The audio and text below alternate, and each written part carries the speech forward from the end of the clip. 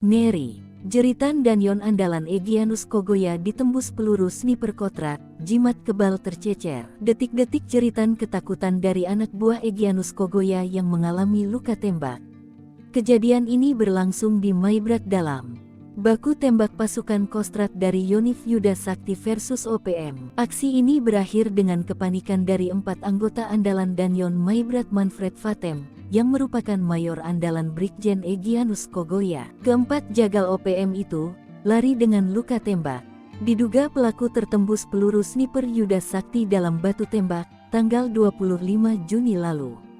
Diduga ilmu kebal sang mayor OPM itu tertembus karena jimat kebal mereka tercecer. Dan Satgas Pamrahwan Batalion Infanteri 133 Yuda Sakti, Letkol In Andika Ganesakti mengatakan bahwa dalam operasi itu pihaknya menduduki markas OPM pimpinan Jem Fatem dan Hilaski. Keduanya diduga merupakan bawahan dari Mayor Manfred Fatem Panglima Sorong Raya dan Maibrat yang masih di bawah kendali dari Egyanus Kogoya Dinduga. Menurut Letkol Petir ini, anak buah Egyanus Kogoya itu terluka dan lari.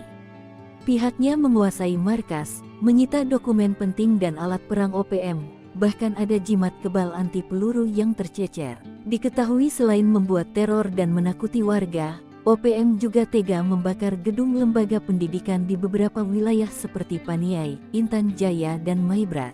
Melihat ini, salah satu tokoh masyarakat adat Papua, Yanto Elwai mengatakan, sejatinya keberadaan OPM merupakan bagian dari upaya propaganda Belanda membenturkan rakyat Papua dengan NKRI sejak tahun 1963 silam.